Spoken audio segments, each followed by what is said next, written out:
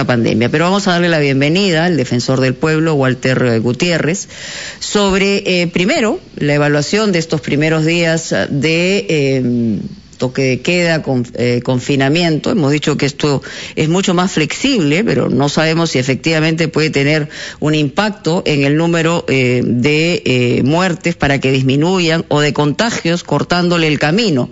Y paralelamente, lo que se ha anunciado a partir de la quincena de febrero, la entrega de bonos, cómo se están monitoreando las necesidades básicas y qué plantea la Defensoría del Pueblo. Doctor Gutiérrez, bienvenido, como siempre. Buenos días, gracias Mónica, Fernando, Carlos, buenos días. Buenos días. Sí, la evaluación inicial de lo que está viendo y lo que estamos viendo todos respecto a las medidas que se han tomado, y después iremos en particular por cada uno de los temas, ¿no?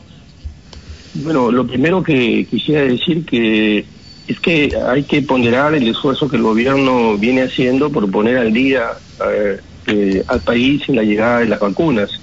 Hasta no hace mucho estábamos en la cola. En cierto modo, aún seguimos en la cola de países que van a tener acceso oportuno a la vacuna. Y digo esto porque, si bien es cierto, hay que ponderar ese esfuerzo, también hay que reconocer que no vamos a tener vacunas, sino probablemente en cantidad suficiente después del segundo semestre del 2021. En otras palabras, el 2021 no va a ser posible cumplir con la inmunización de la población. Ese es un hecho que no es incontestable, incontrastable. Si partimos de eso, entonces tenemos que entender que todas nuestras políticas, todo nuestro plan debe partir, como digo, de esa realidad. Y no vemos desde la Defensoría un plan claro que parta de esa realidad. Mire, el año pasado, permítanme explicar con este ejemplo. El año pasado, el presidente de la República ofreció el 22 de julio 5.000 UCIs para el 2021. Se refiere al señor Vizcarra, ¿no? Sí, al señor Vizcarra. El 28 de julio, 6 días después, 3.000 UCIs.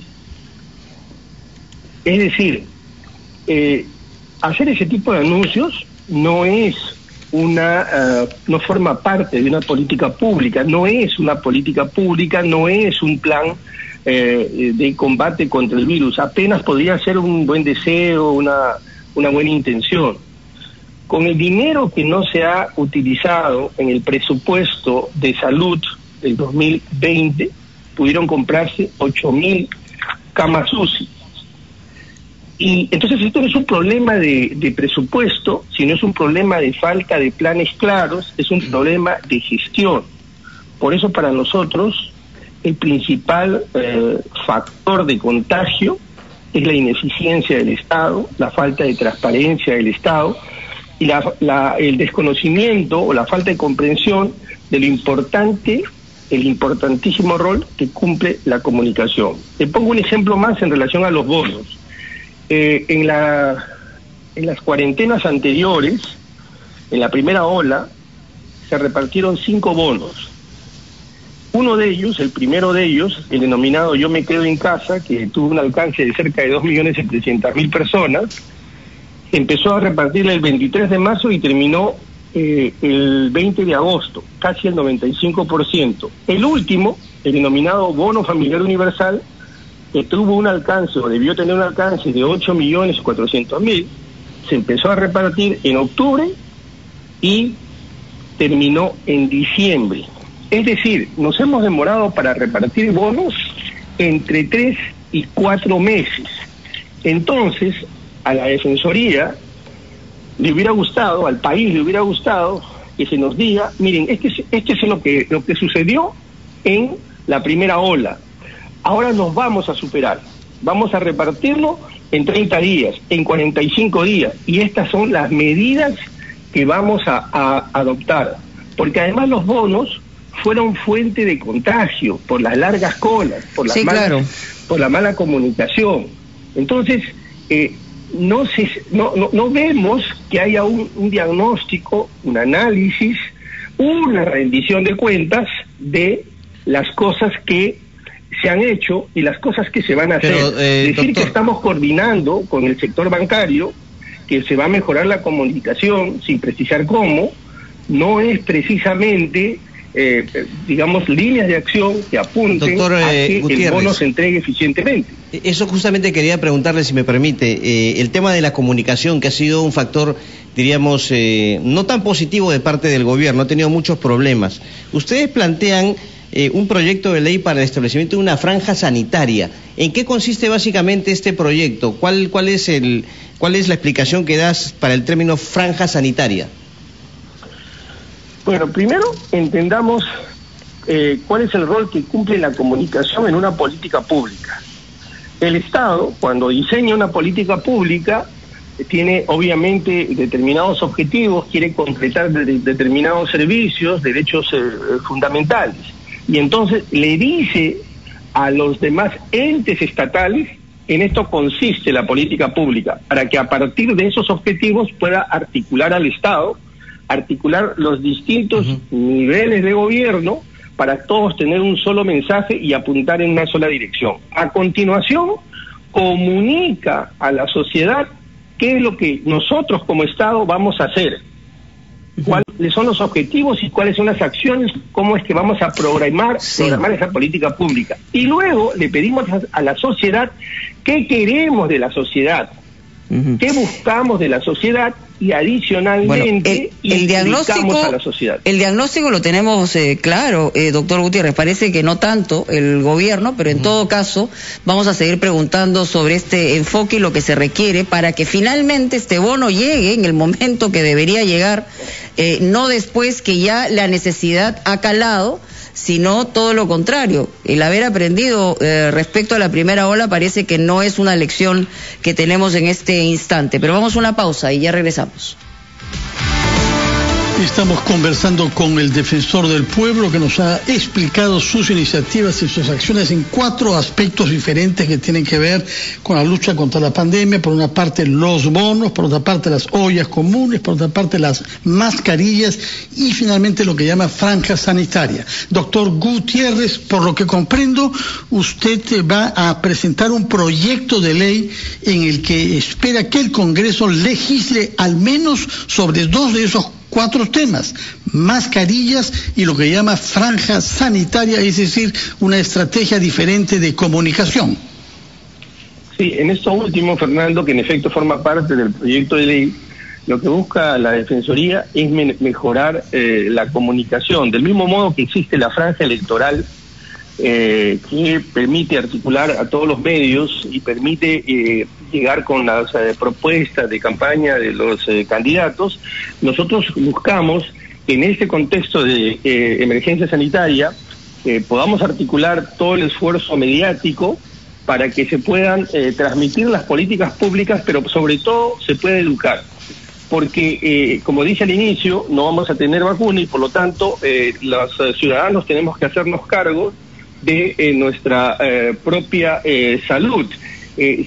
Todos los expertos dicen que el 90% de esta enfermedad, de los contagios, se van a atender en casa.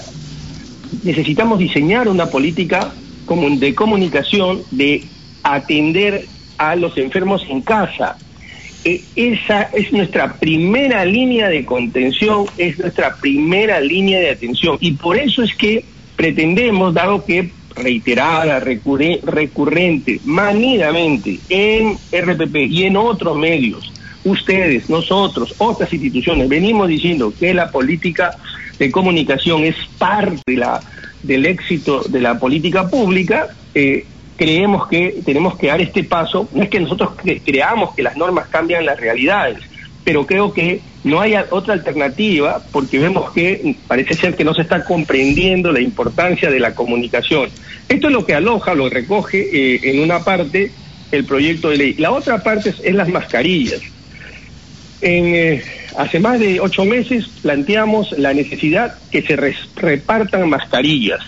El Perú ha repartido el 2020 11 millones de mascarillas. Debería repartir, según la Defensoría del Pueblo, no menos de 70 millones de mascarillas. Si asumimos que son más o menos 7 millones las personas que deberían recibir mascarillas, que son las personas que deberían recibir bonos, y otras personas en situación de vulnerabilidad, y multiplicamos por 10, 7 millones por 10 meses que se repartirían en lo que, digamos, resta del año desde que nos organizamos. Ajá. Hablamos de 70 millones de mascarillas. Si no va a haber vacuna, esa es nuestra principal defensa, las mascarillas.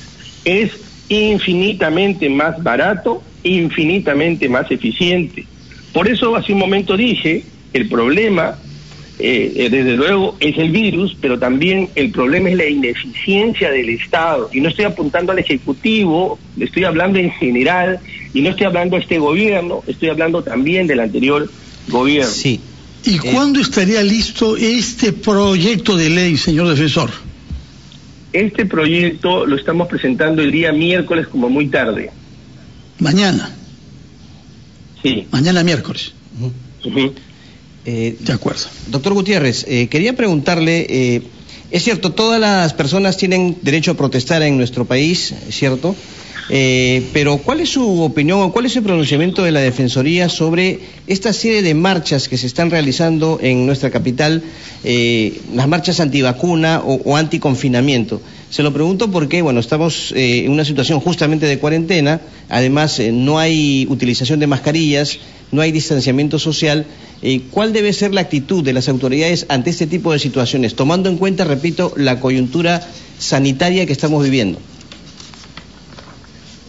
Más de una vez he señalado que en el derecho siempre hay conflicto entre valores, principios, derechos, y uno tiene que optar por, en determinados contextos, por determinados derechos. Hoy el derecho más importante es la vida, hoy el derecho más importante es la salud.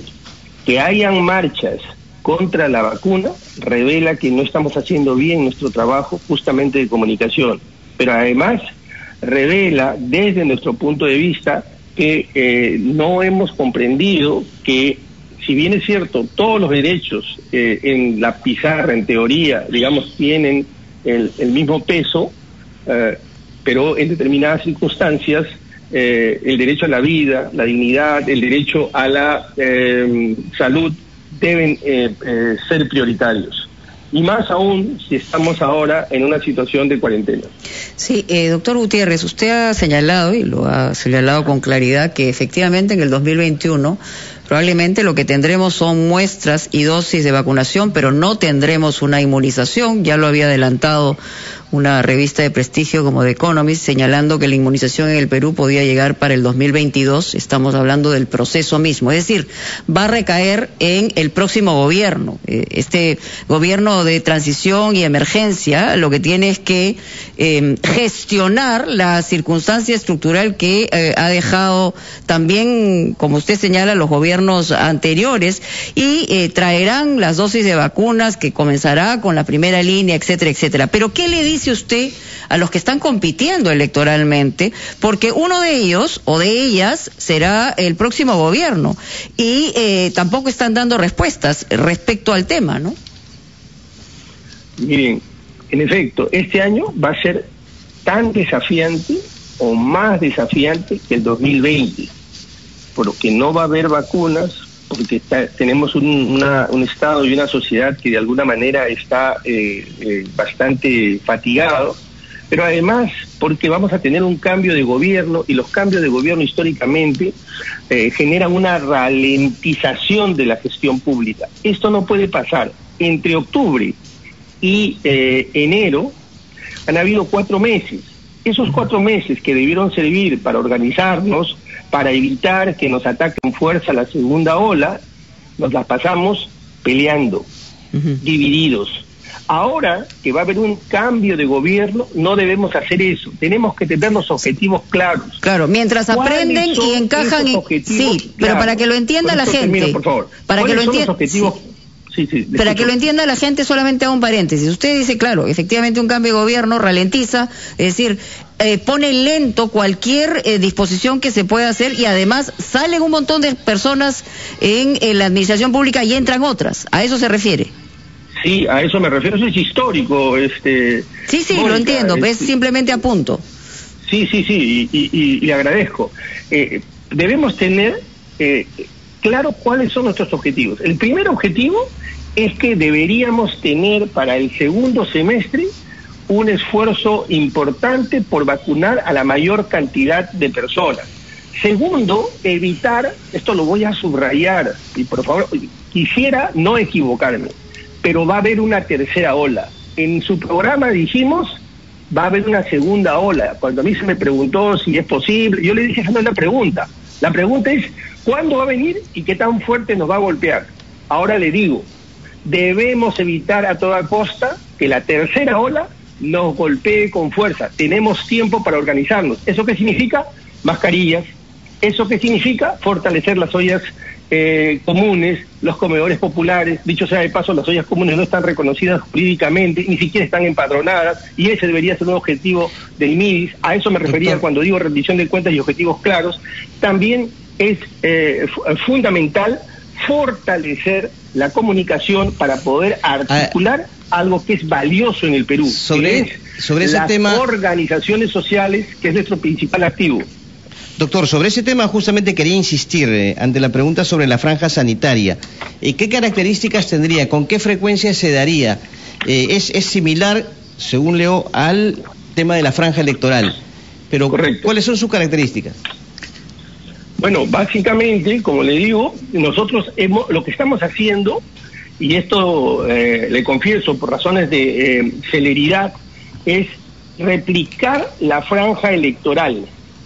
¿Ya? Vamos a hacer una franja sanitaria basada en la franja electoral. No es que la sustituyamos, sino que va a ser exactamente lo mismo. No es un problema de recursos, es un problema de decisión política. ¿Pero la ve esa decisión política en el Congreso o no?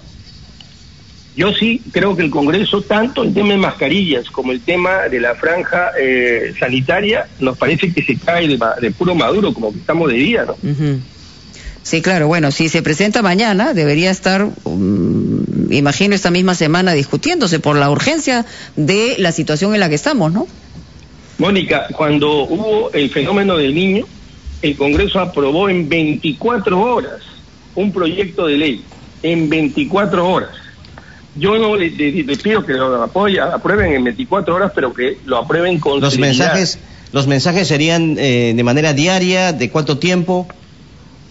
Todos esos detalles los vamos a dejar a los técnicos, lo vamos a dejar a los comunicadores. Ajá.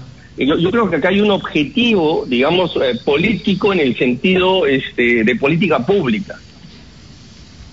Tienen que haber, doctor Gutiérrez, nos dice que en el proyecto de ley que va a presentar mañana hay dos grandes temas, que es lo que usted llama franja sanitaria y mascarillas. Pero respecto a las ollas comunes, es una institución, como usted dice, creada por la sociedad, que está creciendo. Cada vez hay más gente que necesita de ellas para poder comer. ¿Qué es lo que propone usted? ¿Qué es lo que sus servicios defensoriales han constatado respecto de la realidad de las ollas comunes en nuestro país?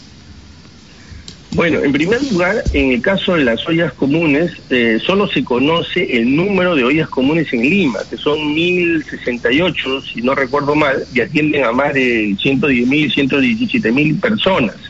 Pero no están registradas las ollas comunes a nivel nacional. Esto es algo que hay que corregir inmediatamente. Tampoco tienen reconocimiento legal, lo cual no permite, como es lo obvio, una articulación con el Estado y dificulta la articulación con el sector público, porque la crisis alimentaria que se genera como consecuencia de la crisis sanitaria y de estas medidas exigen no solo un esfuerzo del Estado, exige también un esfuerzo del sector público que se está dando, pero de manera invertebrada, articulada, justamente por la ausencia de este esfuerzo. De un marco... Tampoco se han...